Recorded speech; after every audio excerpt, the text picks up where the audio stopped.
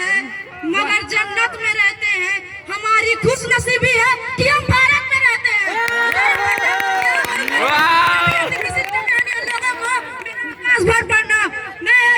गणतंत्र दिवस के शुभ अवसर पर लोकतंत्र की भूमिका क्या है, इस पर अपने कुछ विचार प्रकट करने हेतु यहाँ पर उपस्थित हूँ।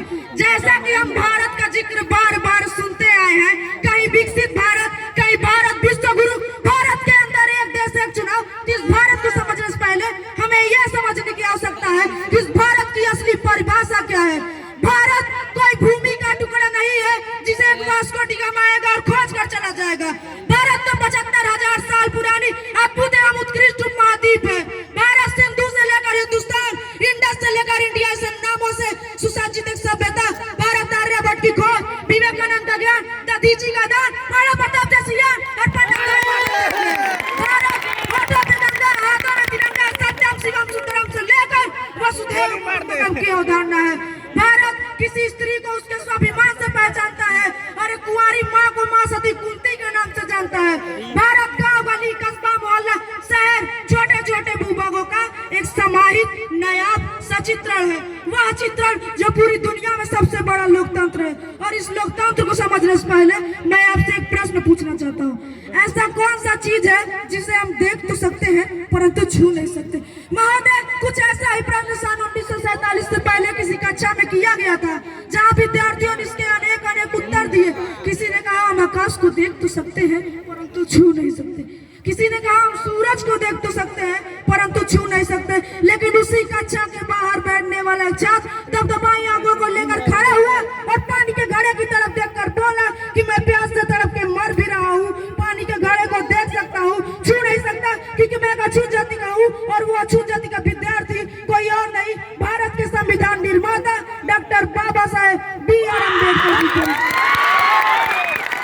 आज 77 वर्षों बाद कक्षा भी वही है, सवाल भी वही है, पानी का घड़ा भी वही है, लेकिन कुछ बदला है तो ये कि किसी भी जाति का छात्र हो वो सबके साथ बैठकर पढ़ भी सकता है, खेल भी सकता है, पानी भी पी सकता है। और तो और भारत के सर्वोच्च पद पर एक आदिवासी महिला राष्ट्रपति के रूप में प्रगति का मार्ग प्रशस्त कर सकता है। यह ताकत दी है हमको हमारे संविधान में। फिर वो IPC की धारा 377 से जूझ रहे परलिंगिक समाज के लोग हो, या श्रीकांत बोला जैसे दिव्यांगजनों के लिए शिक्षा के अधिकार हो, या महिलाओं के लिए दहेज प्रथा का बोझ हो, संविधान ने हमेशा से रक्षा कर एक सूत्र में बांधने का काम किया है। जैसा कि भारत की लोकतांत्रिक यात्रा बहुत दिनों से चली आ रही है। जब भारत आजाद हुआ तो इसके साथ अन्य कई सहोदर राष्ट्र आजाद हुए, परंतु आज हम वहाँ देखेंगे तो कहीं अराजकता है, कट्टरता है, सांप्रदायिकता है, भुखमरी है, गरीबी है। परंतु भारत एक ऐसा देश है जो आज उन्नति के शिखर पर बैठा है, क्योंकि उन्होंने धर्म को संविधान माना, हमने संविधान को ही पहला धर्म माना। लंदन में मुस्कुराते हुए कभी चर्चिल ने कहा था कि ये देश आजाद हो भी जाए तो ज्यादा दिन तक टिकेगा नहीं, ये टूट कर बिखर जाएगा। परंतु मेरे समझ से आज अगर लंदन की चर्चिल की आत्मा देख रही होगी तो सोच रही होगी कि क्या से क्या हो गया देखते देखते, क्योंकि यही भारत है जो स्टार्टअप के क्षेत्र में तीसरे स्थान पर है। यही भारत है जो ओलंपिक में टोक्यो की धरती पर झंडा तिरंगा लहरा देता है। यही भारत है जो चंद्रयान 3 को पृथ्वी से चंद्रमा तक दुनिया में सबसे कम बजट में पहुंचा देता है, क्योंकि हमने अपने कर्तव्यों का निर्वहन किया है, जिससे हम प्रगति के सोपान को चढ़ते जा रहे हैं। अंत में जाते जाते कहूंगा कि वर्तमान का गूगल हो, माइक्रोसॉफ्ट या पेप्सी को, इन सबको भी हमने दिए हैं अपने भारत के CEO।